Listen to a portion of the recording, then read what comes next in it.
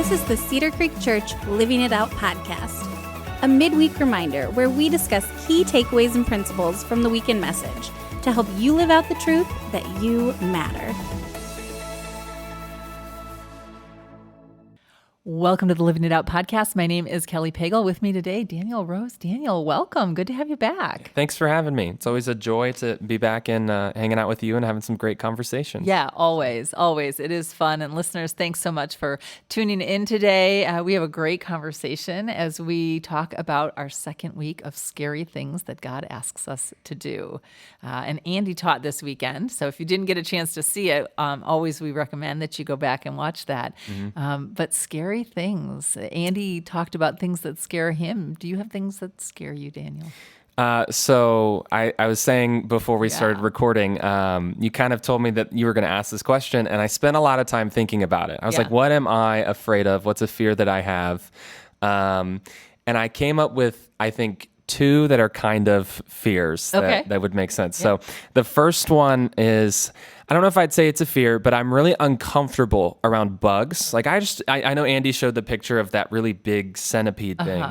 For sure. I'm like, I don't know if I'd call it a fear, but I definitely do not like any kind of bugs. It's not for me. Yeah, for sure. And then the other thing, this is kind of interesting. Some people might understand, but I actually kind of have a fear of dogs that I don't know. If I don't know and I'm going to somebody's house and like I don't know their dog and I've never met it before, like I'm nervous. I'm like, I don't want to go inside your home until I am sure that your dog is a nice dog. Right. Well, that's kind of why. Yeah. Or if I'm like walking on the street, I'm not kidding. I will walk to the other side of the street. Oh wow. Okay. I'm like, I don't, if I don't know that dog that's coming toward me. So, weird but I don't blame you. Yeah. I don't blame you. Like, you never know what a dog is going to do. Yeah. When I was a kid, I got chased home by a dog after school. And well, that's probably. And because of that, I was like, I don't like dogs. Right. I love dogs, but I have to know them first. For sure.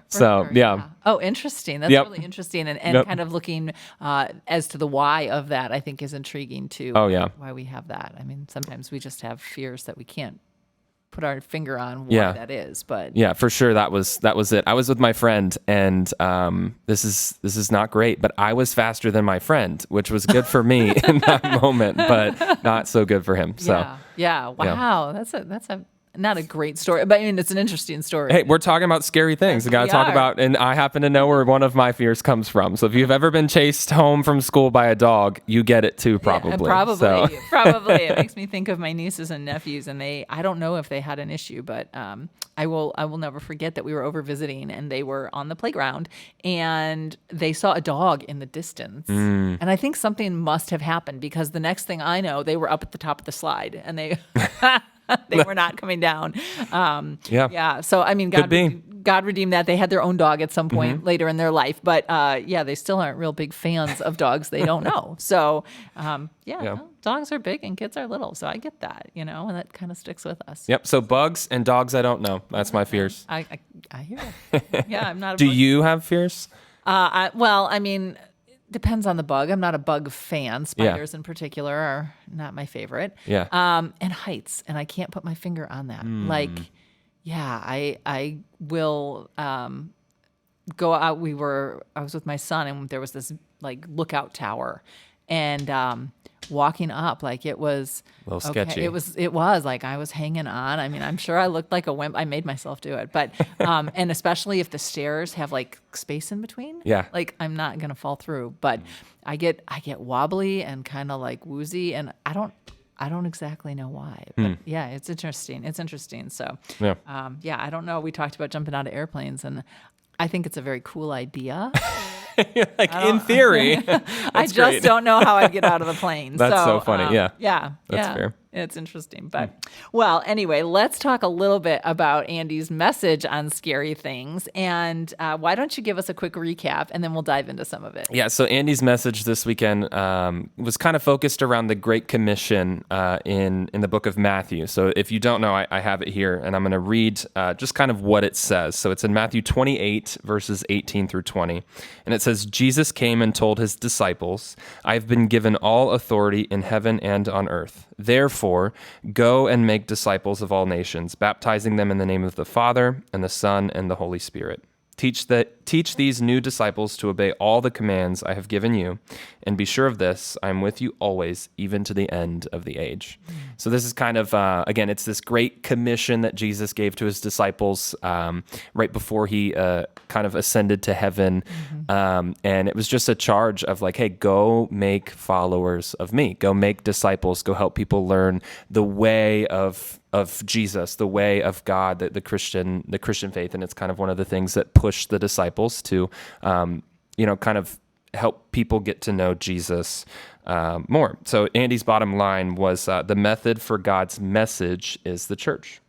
So, yeah. Yeah, that's us. Yeah, for sure. And actually, I really enjoyed the message. I thought it was really powerful. And I thought it was really interesting. And there's just something about the Great Commission that I think is really special, because I think Jesus came to the earth and did all these beautiful and wonderful and cool things, and he healed people and he changed lives and he cast out demons and he died and he rose again.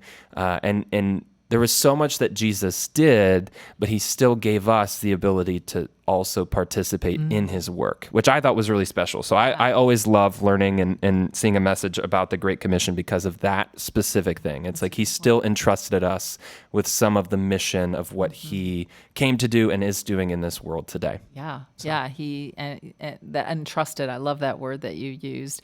And we are who he has now turned that over to.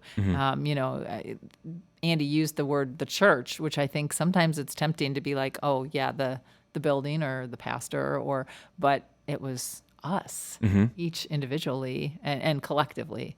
And I think that's really exciting to think about. Yeah, and I think it's really cool because it allows us to know that we can, and I kind of said it, but like we can participate in the same work that Jesus was doing. And it might look different, right? We're in a different age, we're in a different time, but we get to participate in the things that Jesus was doing and the things that he called his disciples to do as well. Because, and Andy kind of unpacked that a little bit more, but we are also disciples. We have been made disciples, and some people listening may have, and some people that are listening may not currently be, right? They may not be Christians, and I think that's okay too.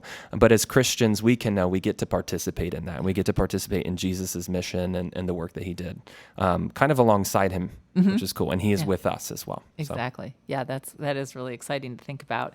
And Andy shared another verse from 2 Corinthians 5:20 that says, "So we are Christ's ambassadors. God is making his appeal through us. We speak for Christ when we plead, come back to God." And so when you hear that verse, Daniel, and especially that word ambassador, what does that say to you or make you think of?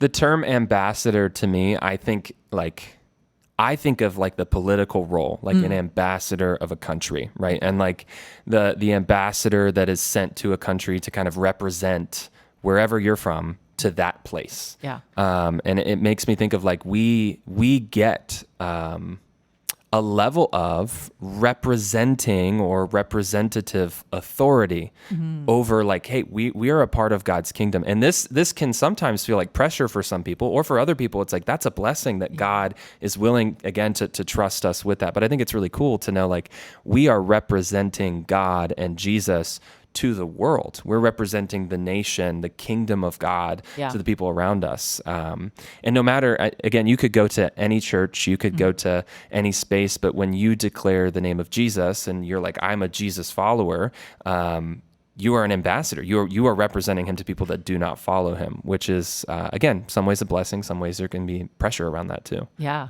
Yeah. I mean, I think I loved when you said God's kingdom, like that sort of brings in that whole, as you were saying, that political concept that we see in today's day and age, but really making it, we are part of God's kingdom. Yeah. And what a privilege it is. But I can see that there is burden around that too. But how amazing that God chose us, even in our imperfection. He still gave us that charge of the Great Commission, knowing who we are and knowing why he came to lay his life down for us. Mm-hmm. And what I think is cool about the Great Commission is, again, Jesus kind of reminds them at the end of it. He says, and be sure of this, I'm with you always, even to the end of the age. It's like he's not just saying, go do this and I'll be waiting. He's like, I'll be with you while you do it. And in the same way, it's, not that an ambassador to a country is going to bring the president with them or something like that, but it's like you bring that authority, you bring that power. And as Christians, when we follow Christ, we have the Spirit in us. Yeah. And in some ways, it's like that's also a part of that, where the Spirit is empowering us to do incredible things and to make an impact and to, as we say at Cedar Creek, to introduce people to Jesus and the life-changing adventure with him, which is really cool. That is really cool. Yeah. And so encouraging too, that when we do feel, wow, I'm not sure I can do this, that he is with us, that we can rest on that final phrase that he'll be with us always as we step into these opportunities that he gives us to share Jesus with others. So yeah. So speaking of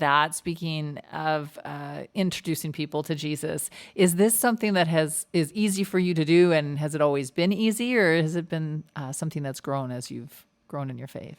I would say when I was younger, I grew up in the church. So like my family grew up, we were all Christians. We always went to church. And I'm really thankful for that. But because of that, I would say growing up in public places like school, I was known as like, oh yeah, that guy's a Christian. He goes to church. His family's like really involved in church. And in some ways it was also like there were expectations that I had to kind of live up to as well.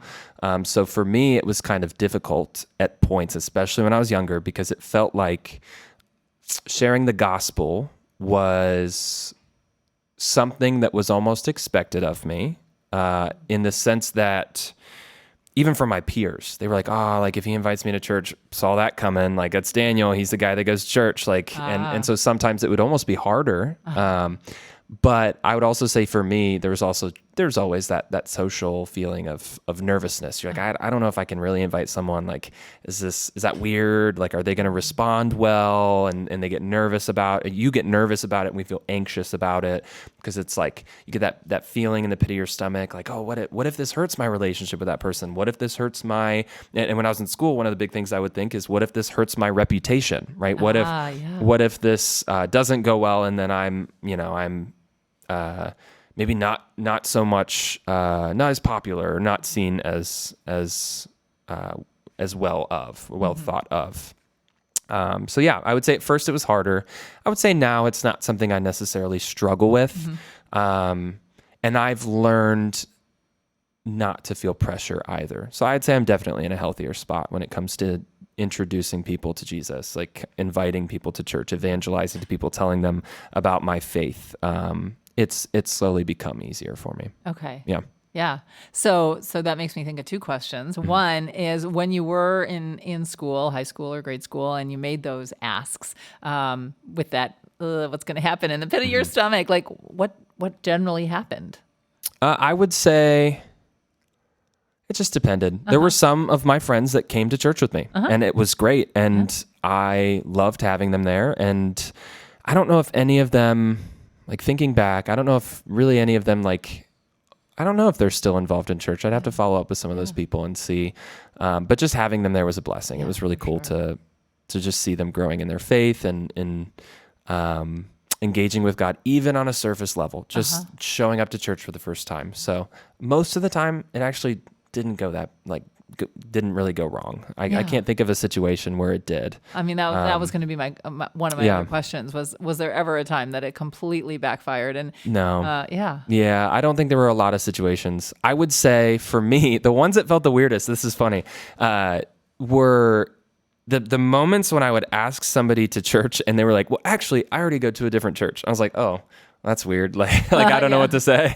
So for me, those were a little bit more awkward, but no, I didn't have anything. Most people, and I say this, like, you may get pushback at some point if you invite someone to church or kind of talk about your faith, but for the most part, people are pretty respectful about it. Yeah. And I think, that's kind of the experience I've had as well. But I think that we, in our head, make it worse than the reality of what actually happens. I mean, they may decline or say no, thank you, but most often, I think people are just, that's kind of as far as it goes. It doesn't ever get nasty. Yeah. I mean, it could for sure. But I think so often we work ourselves up in those situations more so than it actually generally happens. So. Yeah. And it also made me think of, hearing you say that and kind of thinking about it. It made me think of, in the beginning of Andy's message, he had mentioned something that I thought was really interesting. And I don't remember exactly how he said it. Mm-hmm. But the way I understood it was almost like if you're having a conversation with somebody and it feels almost like from the start your goal is just to get them in church, maybe that's not the best way of doing it either, right? Like maybe it's for me and I think for some people, evangelism can just look like a conversation of getting to know somebody and just hearing their story. And to me, that puts a lot of that pressure off. I don't feel as nervous, especially now, because if I'm meeting someone new or I'm thinking about inviting somebody to church, chances are my hope is that I already have a relationship with them because I've gotten to know them. I know their story a little bit. And I might not know them like all the depths of their heart, but might not be best friends with this person, but it's somebody that I have built a relationship enough with that they know I'm a Christian. And so if I invite them to church, it's not going to catch them off guard. And it's not going to feel like, are you really just talking to me to get me to come to church? It's like, no, I care about you. And we can talk about faith in a way that's normal and normal in the sense that it is something that you know about me. And so I'm going to talk about it. Yeah. It's they know enough about you that they know it's part of your life. Mm-hmm. And you know enough about them that you understand where they might be coming from on that. Yes. Yeah. And I think it takes a relationship. It takes the empathy of understanding where they're at, or even just thinking about what it would feel like to be asked the questions that you're asking them, or hearing the things that you're saying to them. And I would say, that's probably the best space for evangelism anyways, when you're in a relationship with somebody where you feel comfortable enough to be vulnerable and ask and say like, hey, this is something important to me and I just want to invite you. I want to invite you to church. I want to invite you to get to know Jesus, even if it's not inviting someone to church, if it's just something as simple as a conversation about faith and just saying, here's where I'm at. Where are you at? Yeah. And that takes time and relationship. And I think that's really important. Yeah. So. Yeah, I think that is a great thing to add. I know Andy gave us 3 options: to serve, to invite, and then this kind of your method, if you will, dovetails into that whole sharing piece. But it's, you would say, as part of that, cultivating that relationship with that other person has been really helpful and valuable from your perspective. Yeah, absolutely. And there's obviously lots of different ways to invite people to church, to share the gospel and evangelize. But yeah, for me, that has taken a lot of the pressure off. I don't feel like I don't even necessarily have to be successful, right? I don't need that person to come to church or anything like that to feel like I've done it right or wrong. It's just simple conversations because I've gotten to know that person. Yeah. And I feel like I can be authentic and I don't have to have a motive or anything like that.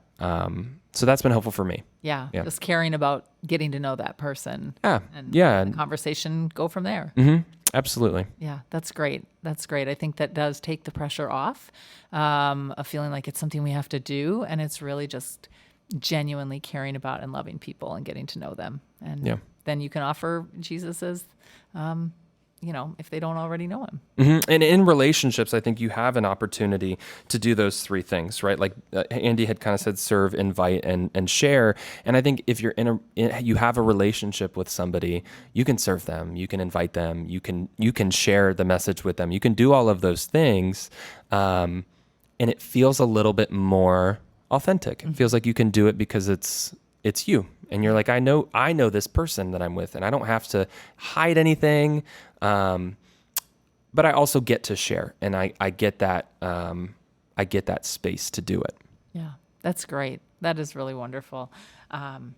And so as we think about next steps and where we would encourage our listeners to go from here, do you have any suggestions for that as we move forward?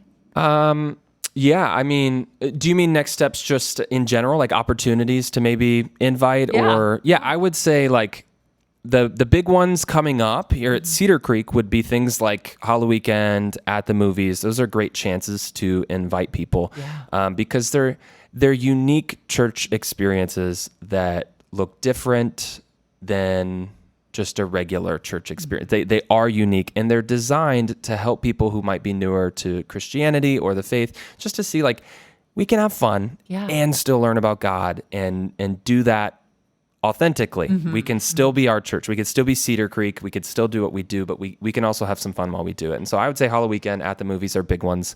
And if you've been to any of our physical locations, we've been handing out a lot of these like invite cards. And on the cards, there's like QR codes talking about like at the movies. There's like a cool clip. If you scan the QR code, you can see a message from last year's at the movies. And the Halloween weekend, I think also has a QR code, if I remember correctly.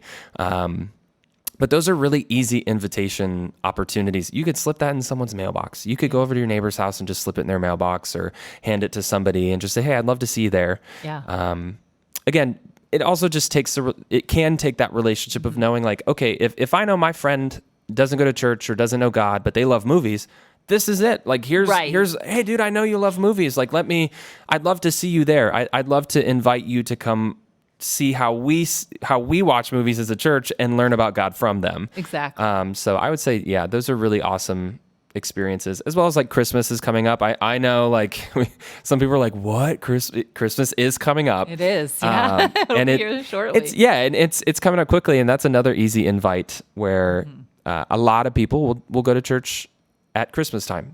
Even if they don't regularly go to church, they get invited by a family member or maybe by someone here at Cedar Creek. And that could be a great chance too, to just say, hey, I'd love to see you come to this Christmas service with us. And we've got lots of options. Absolutely. So. Yeah. I think we do have so many opportunities that make it very, very easy. Kind of that zero entry of you've cultivated a start of a relationship with someone, and then, they have kids that are really excited about Halloween. And then there's, you can, hey, we're doing Halloween weekend or whatever at church, and Christmas, like you were saying, that a lot of people even when they won't go to church throughout the year, they do often go for Christmas. And so, but they may not have a home church to go to. So it does make for an easy invitation. Yeah. And there's other opportunities too.